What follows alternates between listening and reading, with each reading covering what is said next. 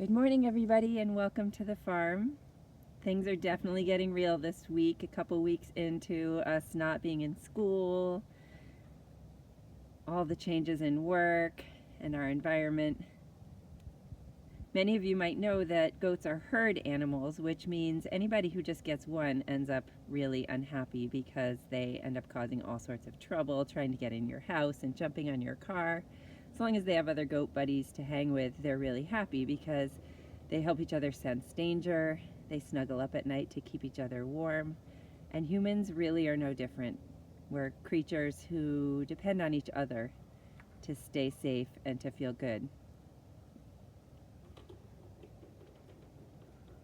But this week, it's probably more important than ever for us to keep our distance. We found ourselves going to the grocery stores just so we could see other people, even if it's 12 feet apart. Found ourselves really craving that energy of the community.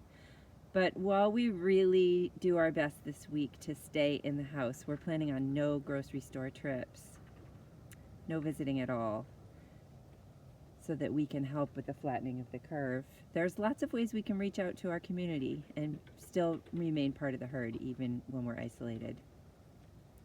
For example,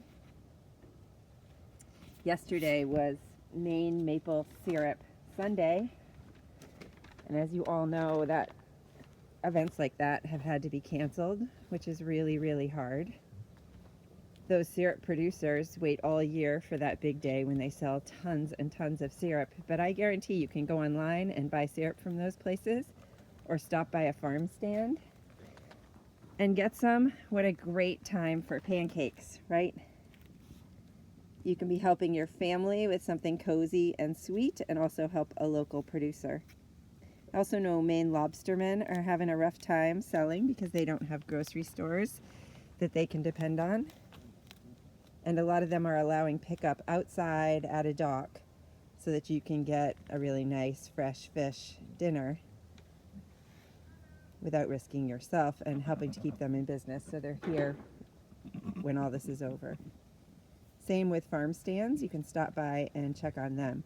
You can also check on your neighbor. Today we had an awesome visit from our neighbor who just got a St. Bernard puppy. That will be our 1-minute meditation. You'll notice that the herd was really protective. They're actually pretty fearful of dogs, so we don't usually let dogs visit, but this is not normal times, right? And they all kept a very close eye on Thunder.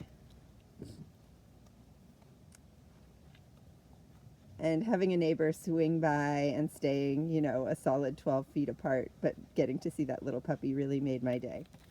We're really lucky to have amazing farm friends, and I just wanted to give a quick shout out to a couple of them. Kathy Meyer sent this amazing goat coat for Poppy. I told you in an earlier video that she loses her undercoat way too early, and we're supposed to get up to 7 inches of snow today. So I put her coat back on. She did kind of break it earlier in the season, so it's not as elegant as it was when it arrived in a box from Texas. But what a beautiful thing to imagine somebody sewing a coat for a goat in their own house and then sending it our way. Over the years, people have done that time and time again. Stella has knitted us sweaters for the goats and made pajamas. Paula in Massachusetts comes every year with a bag of pajamas for the goats if they're born on cold nights.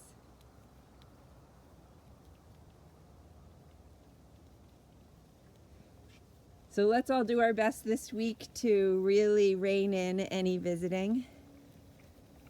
We've got this. It's just a week or two. But think of ways we can reach out and help each other even when we're on lockdown and experiencing a whole new way of life.